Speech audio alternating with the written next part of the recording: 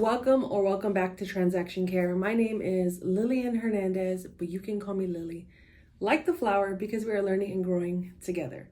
And in this conversation, I want to share some backstory about how I got my first clients and ended up becoming a full-time transaction coordinator after quitting my 9-to-5, which was also in real estate. So I'm going to break that down into the 3 ways that it occurred in order. So if you do have questions, go ahead and drop them in the comments. And before we get started, make sure you are subscribed. And if you want to learn more about myself, my coaching services, or this channel, visit my website, transactioncare.com. All of that will live there. I'll also put a barcode throughout this episode where you can scan it if you're watching this from a TV as well. So let's jump into this conversation. I started getting curious about transaction coordination when I was working at my office. And when I say my office, I mean my 9-to-5. I didn't own the office. I didn't own the building. I was simply a college student looking for work and money. Did I know real estate was going to be my career for 20 plus years? No, not at all. That was not in the vision I had for my life. I thought I was going to be an athlete or work in the music industry. Long story short, that didn't happen, but there were iterations of that throughout my life that eventually would benefit my career in real estate. So when I got my 9-to-5, it was simply out of survival. And I didn't know that at the time, but as years went on, I started to get anxious and antsy. And I realized, well, what would life look like if I started a TC business, or if I offered this as a side hustle after hours, something to that effect. And I was really trying to also build up my courage and my confidence as a TC and as a woman, as a young woman at that time, because 10 years ago, I was barely in my 30s. I'm 42 today, but if I'm recounting properly, I started to have these feelings around 29 to 31.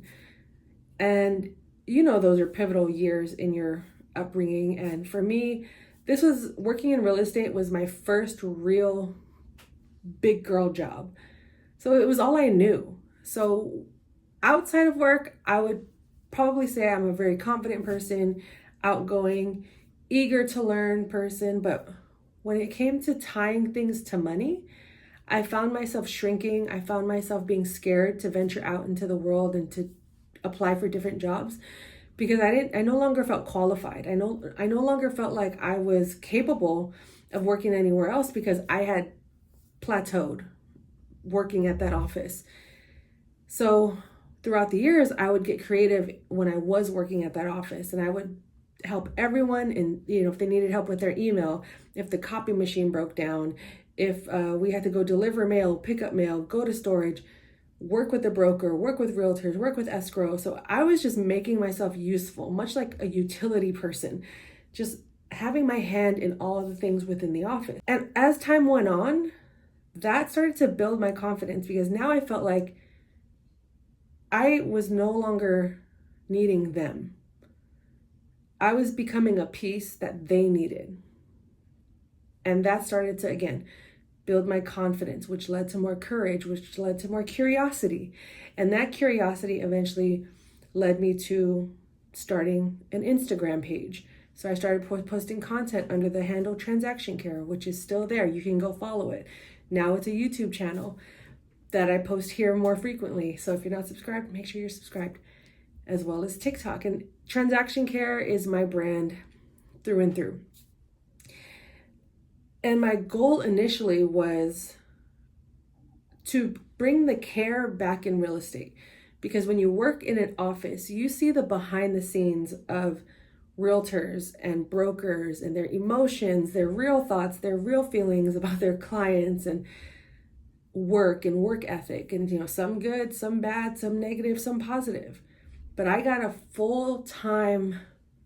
I was exposed full time around the clock to these different people, and majority of them did not care. They did not care about their clients. They did not care about how they looked. They didn't care how they spoke. They didn't care about who they hurt. So I was at a place where I didn't feel comfortable or confident enough to leave that job. I was too afraid to go out in the world by myself. So I went somewhere in the middle, and my entrepreneurial spirit kept me going.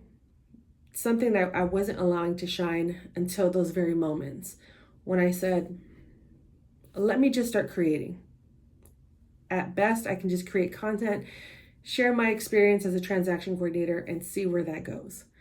So I did just that. I started my Instagram, I updated my LinkedIn profile, very key, and I also posted an ad on Google. So I got my first client off of a Google ad. Yes. So I spent money to make money. And if you want to know how I did that, reach out, schedule a discovery call. I pretty much put aside some money, bought an ad, did a lot of research on how to post an ad, and I set it and forget it. I set it and forgot it.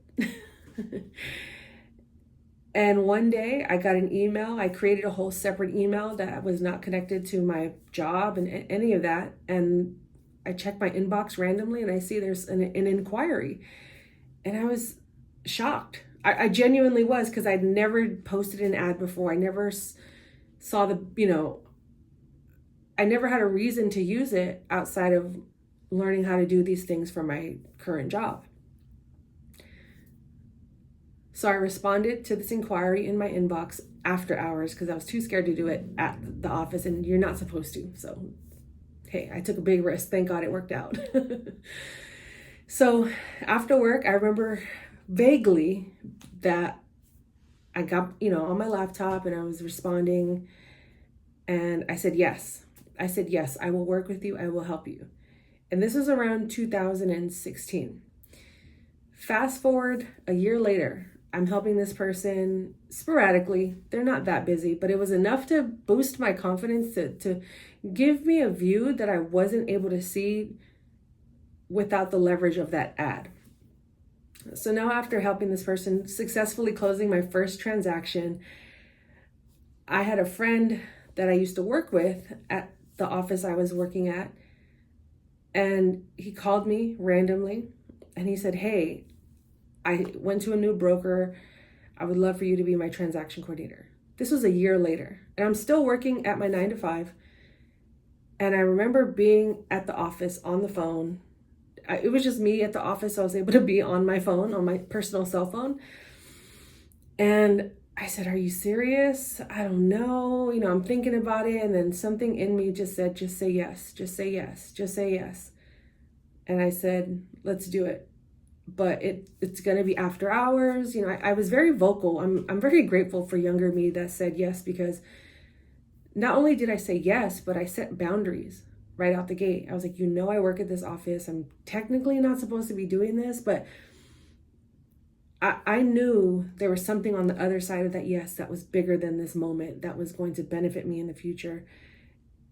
And in that spur of the moment, I saw the reality of my no, and I saw the reality of that yes. And the no was me stuck at that office wondering, what if, shoulda, coulda, woulda. The yes was, all right, now we're on track, we're on path. And if this doesn't work out, then you have your answers. Then you can move on. You may still be at that office, but now you're there with information, with knowledge that you once didn't have, because now you've tried the thing. You're doing the thing to get to the thing. So I say yes to him. So now I have 2 new clients while still working at my 9 to 5. This is 2017.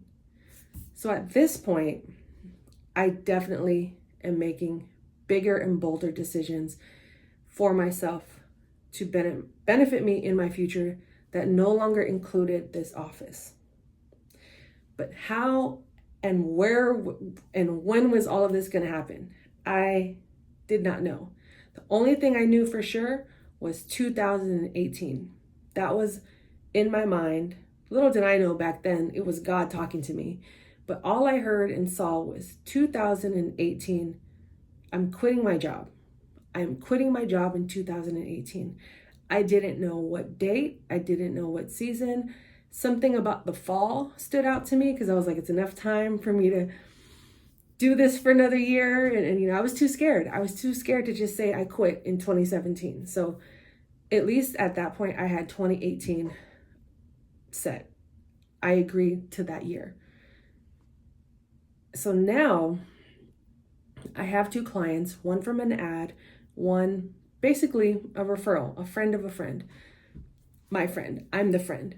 So how did I get my 3rd client, which eventually positioned me to quit my job for good and do this as a full-time business? When I was working at my 9-to-5 at that previous office, they asked all of us employees to update our LinkedIn profile accounts. Now, mind you, LinkedIn profile accounts are good for optics. They're good to promote your company. They're good for you finding work, being sought after. So you're not always the one, going after people. People can search transaction coordinator and it'll filter you and pop up your profile. At least that's how it worked back then, 10 years ago. So I was a little hesitant, but I did it anyway because I really didn't want all of my business out on social media like that, which is why I created Transaction Care, because it didn't force me to use my real name or anything like that. It was separate from the office and me. So reluctantly, I updated my profile account on LinkedIn, which I highly suggest you all do as well. LinkedIn is still very valuable. I'm not working with them, I'm not affiliated with them, I'm not getting paid by them. I just know the benefits of putting yourself out there and planting as many seeds as you can. And LinkedIn is one of those places where you can network, you can learn, you can grow, and you can find work. So I updated my LinkedIn account,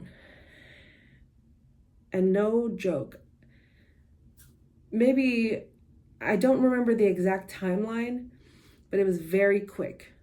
Very, very quick did I get a lead. And someone reached out to me and said, hey, we think you'd be a good fit for our company. And I was reading the job description. They were looking for a transaction coordinator. And remember, at this point, I'm wanting out of this office. I'm getting anxious. I'm getting antsy.